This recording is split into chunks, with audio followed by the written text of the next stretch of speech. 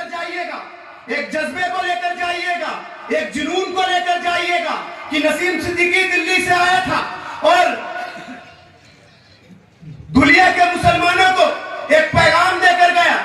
मेरे भाई, मेरी बातों को गौर से सुनना। अगर मैं दहशतगर्द हूं, अगर मैं दहशतगर्द हूं तो मरने के बाद मेरा बेटा बोल सकता है।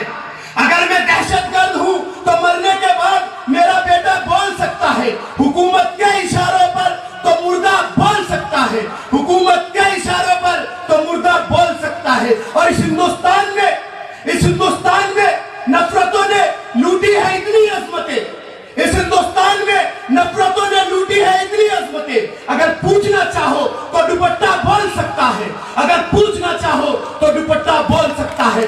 और मेरे भाई, हुकूमत की तवज्जो चाहती है, हुकूमत की तवज्जो चाहती है वो जली हुई बस्तियां, हुकूमत की तवज्जो चाहती है वो जली हुई बस्तियां। अगर अदालत पूछना चाहे तो मलुआ बोल सकता है, अगर अदालत पूछना चाहे तो मलुआ बोल सकता है। और मेरे भाई, हमारी लाशों पर इतनी कुर्सियां बिछी है, हमारी लाशों पर इतनी कुर्सियां बिछी है। ये वो सच है जो झूठे से झूठा बोल सकता है, ये वो सच है जो झूठे से झूठा बोल सकता है। मेरे भाई, हम एक हिंदुस्तान के मुसलमान हैं और हम हिंदुस्तान के मुसलमान बोल रहे हैं। इस हिंदुस्तान में हमारा भी उतना ही हिस्सा है जितना आम शहरियों का है, लेकिन फिर क्यों ये हमें इस नजरों से देखते हैं? मैं पूछना चाहता हूं, सवाल करना चाहता हूं मेरे भाई, क्यों हमें रोज कटघरे में खड़ा कर दिया जाता है और उसका जवाब देने को भी हम पर ही कहा जाता है, जबकि इसका तो हमें इल्म भी नहीं कि हम किसके जिम्मेदार हैं। मेरे भाई, मैं आपसे पूछना चाहता हूं, हर रोज हमारे ऊपर मुद्दे पर मुद्दे बना दिए जाते हैं, हर रोज हमारी ही बातें, हर रोज कभी हमें वोट बैंकों की तरह यूज किया जाता है तो कभी हमें नफरतों का नजरिया बना दिया जाता है। हर रोज हम पर ही मुद्दे, हम कभी मुद्दे उठते हैं तो टीवी पर यह दलाल मीडिया भी हम पर ही तनकीद कसती है। क्यों मेरे भाई? क्या हम हिंदुस्तान के मुसलमान नहीं? क्या हमारी पहचान सिर्फ दाढ़ी, टोपी, 3 तलाक या हलाला तक रह गई? ये क्यों नहीं समझते कि हमारी भी रोजमर्रा की जिंदगी है, हमारे बच्चे भी पढ़ते हैं, हम लोग भी कारोबारी हैं, हम लोग भी नौकरियों पर जाते हैं। ये इस बात को क्यों नहीं समझते मेरे भाई? सिर्फ हम पर ही उंगलियां क्यों उठाई जाती है? हमें ही नफरत की तराजू में तोला जाता है मेरे भाई।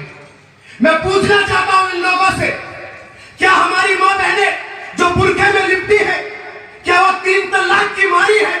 नहीं मेरे भाई, एक साजिश बना दी गई, एक नजरिया बनाया जा रहा है और साजिश का जाल हमारे इर्द गिर्द ये लोग बुनते जा रहे हैं।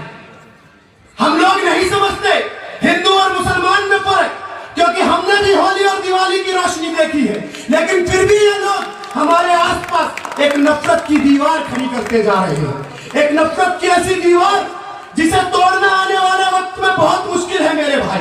इन्हें ये क्यों नहीं समझ में आता कि हम में भी कोई किसान है, हम में भी कोई कारोबारी है, हम में भी मेरे भाई कोई डॉक्टर है, कोई एक्टर है, कोई इंजीनियर है, कोई सिंगर है, कोई आईएएस है, कोई आईपीएस है, कोई मेरे भाई सियासतदान है। लेकिन मेरे भाई, उससे पहले तो हम हिंदुस्तानी मुसलमान हैं। ये इस बात को क्यों नहीं समझते? तो मैं इनको बोलना चाहता हूं, टूटे हुए जंजीर की फरियाद है हम, टूटे हुए जंजीर की फरियाद है हम। लोग समझते हैं कि आजाद हैं हम, टूटे हुए जंजीर की फरियाद है हम। लोग समझते हैं कि आजाद हैं हम। हम अपने ही मुल्क में क्यों दिखते हैं परदेसी? हम अपने ही मुल्क में क्यों दिखते हैं परदेसी? अरे मुद्दतों से तेरे शहर में आबाद हैं हम, अरे मुद्दतों से तेरे शहर में आबाद हैं हम। और इस तामीर वतन में हम भी हैं बराबर के शरीक, इस तामीर वतन में हम भी हैं बराबर के शरीक। अगर तुम दरो दीवार हो तो बुनियाद है हम, बुनियाद है मेरे भाई। इस बुनियाद को कमजोर करने की साजिश हो रही है, क्योंकि हिंदुस्तान में इस बात का पता है अगर यह बुनियाद कमजोर हो जाएगी तो दरो दीवार खुद टूट जाएंगे। अगर यह बुनियाद कमजोर हो जाएगी तो हिंदुस्तान खुद कमजोर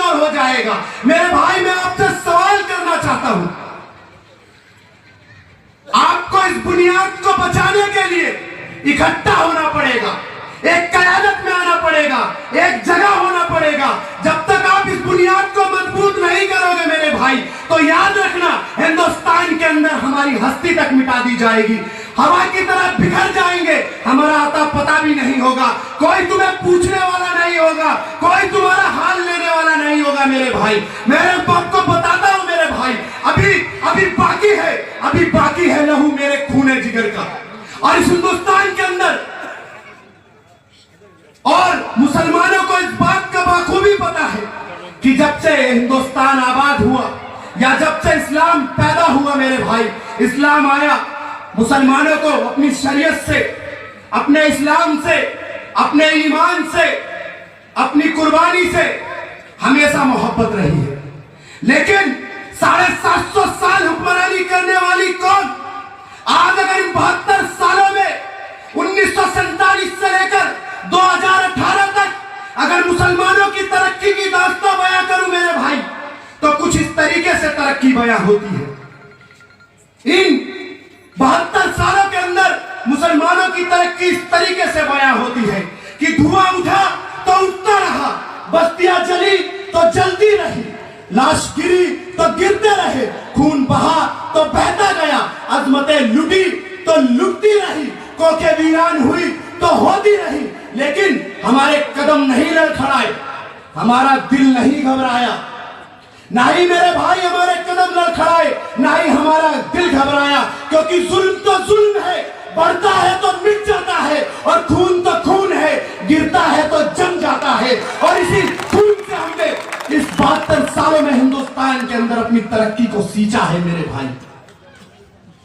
इसी 72 सालों के अंदर अपने खून से इस हिंदुस्तान की तरक्की को सींचा है।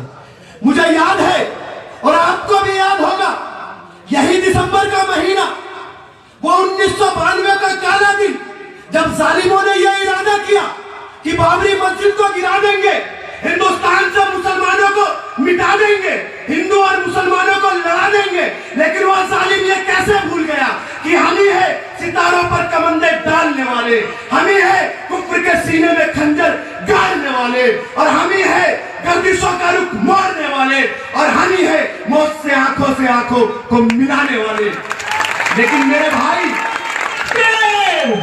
मेरे भाई वो जालिम फिर भी अपनी गुरूरियत में डूबा चला आया, वो जालिम फिर भी अपनी गुरूरियत में डूबा चला आया, बाबरी मस्जिद को भी गिरा डाला, हिंदू मुसलमानों को भी लड़ा डाला, हजारों लोगों ने कुर्बानी दी, हजारों लोग बेघर हो गए। लेकिन मेरे भाई बाबरी मस्जिद की मिट्टी गवाह है कि हम भी अड़े रहे, हम भी खड़े रहे, और बाबरी मस्जिद की जगह मंदिर न बने, इसलिए हमने इन सरकारों के सपनों को चकनाचूर कर दिया, और बाबरी मस्जिद की जगह मंदिर न बने, सरकार को मजबूर कर दिया मेरे भाई, सरकार को मजबूर कर दिया।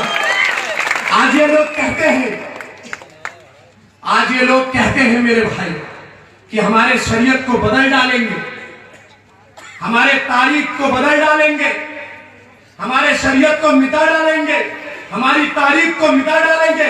तो मैं इनसे कहना चाहता हूं, सुनो हमारी तारीख मिटाने वालों, सुनो कच्छाधारियों, सुनो बजरंग दल वालों, सुनो आरएसएस वालों, सुनो विश्व हिंदू परिषद वालों, सुनो बीजेपी वालों, तुम हमारी तारीख मिटाओगे। तुम्हें क्या मालूम है हमारी तारीख के बारे में? मैं तुम्हें अपनी तारीख बताता हूं। हमारी तारीख कहती है मेरे भाई, हमारी तारीख कहती है कि हमारा इब्राहिम आतिश नमरूद में कूद पड़ा, इब्राहिम का तो कुछ ना हुआ, लेकिन नमरूद का नामो निशान मिट गया। तुम हमारी तारीख मिटाओगे। हमारी तारीख कहती है, हमारी तारीख कहती है कि हमारा मूसा समंदर का दरिया सीना चीरकर समंदर पार कर गया, लेकिन फिरौन का नामो निशान मिट गया। तुम हमारी तारीख मिटाओगे। अरे हमारी तारीख कहती है मेरे भाई, हमारी तारीख कहती है कि अरब के तख्ते ज़हरा में भी बिलाल ने अहद पुकारता रहा, लेकिन अपने ईमान और इस्लाम को झुकना ना दिया। तुम हमारी तारीख मिटाओगे। सुनो हमारी तारीख मिटाने वालों, 313 मुजाहिद हजारों के लश्करों से टकरा गए और